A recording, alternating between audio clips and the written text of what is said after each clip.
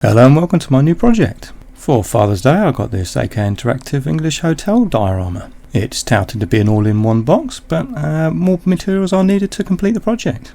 The facade has an amazing amount of detail to be worked on, and only requires a minimum amount of work to clean up. When removing the pieces from the resin pour moulds, I discovered a little casting defect, which I was only going to drill out anyway to put the wires in to make it look like an electrical sign. To fit the sign on the facade, there is actually a row of bricks on the mould which are lying flat. The first extra that I needed was to raid my box for small pieces to make a little junction box, and to get some thin metal cable from wires or cable ties to represent the electrics running to the hotel.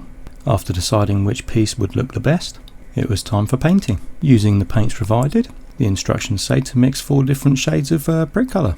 Once this is done, you have to work fairly quickly, as a wet blending method seems to be the best to create a random effect. So it's a simple case of just slapping the paint down anywhere you want and just keep blending away until you're happy.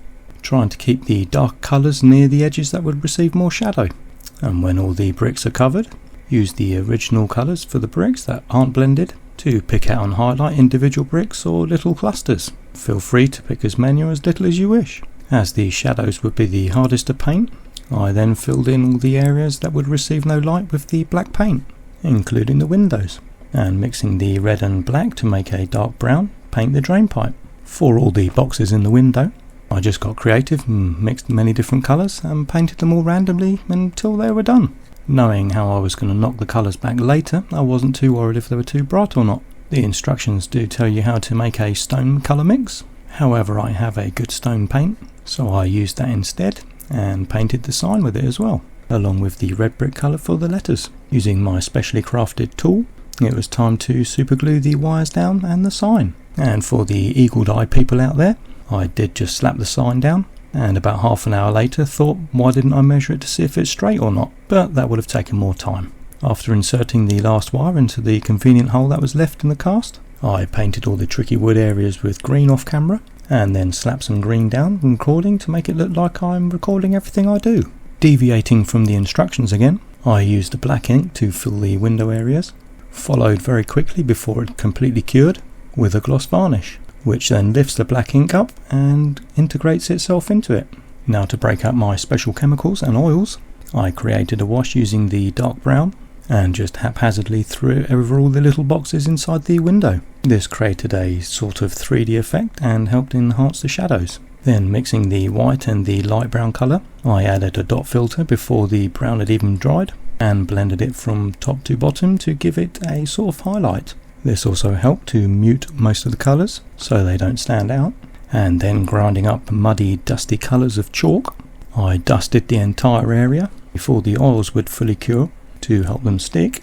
This resulted in the boxes in the window looking dusty and worn. To help sell the wood grain effect on the facade, a lighter green was made using the white and green, and very thin lines were painted in the direction of the grain using a watered down solution. And after highlighting the edges with a thicker light green colour, I then went over some of the light scratches with the original green to thin them out a little bit more and remove ones that stood out. The small metallic features on the facade were given a black as a base coat, and then a Vallejo bronze colour on top to give them a metallic look, including the tiny teeny keyhole which is about the width of a hair, I think. Returning back to the instructions in the book, the slimy grime effect that comes in the box was then applied in all areas that would attract grime, and then spreading out and thinning off all the hard edges with some white spirits that don't come with the box, so you have to buy it if you want to use this box. And then the instructions say make a thin wash with the spirits that don't come with it, and just spread it all over the bricks everywhere, being careful not to go over your original grime because it will wipe that away. And although it doesn't mention this in the instructions, the pictures clearly show that the doors and frames have also been given a pin wash, so I just went ahead and done that as well. Because I get bored and lose patience, I end up slapping these wash everywhere, so I have to spend more time clearing it up with the white spirits. After a few hours the enamel still won't be cured, so you can still use the brush to create streaks and keep moving the pigments around. To continue the weathering, the red brick colour was put around all the joints of the drain pipe to imitate rust. A wash was then made using a light dust enamel, which was then painstakingly put into all the grooves where the bricks are to imitate the mortar. It was also used on the bottom of the windows to create a dust build-up. This effect has tiny powder in it, so it does give it a slight three-dimensional look. A darker brown mud effect was then placed on the lower half of the model, and again blended in the same way as the grime, using a very small amount of white spirits and a flat brush. I always paint the edges of my windows with silver for some reason, so I did it for this one as well. And I didn't really measure the glass, so I'm amazed it fit pretty well. The instructions say to use a particular oil, but I worked out it was just a dirty browny green colour, which was then mixed with a dark green moss effect and placed around the model, using the lighter green effect to highlight the moss and give it some colour variation. These are also not included in the box, but mentioned in the instructions. I then mixed some green chalks and some dirt coloured chalks to help give extra volume to the moss and more colour, and to help knock back the shine off the acetate that comes in the box, which also helps it integrate into the whole facade.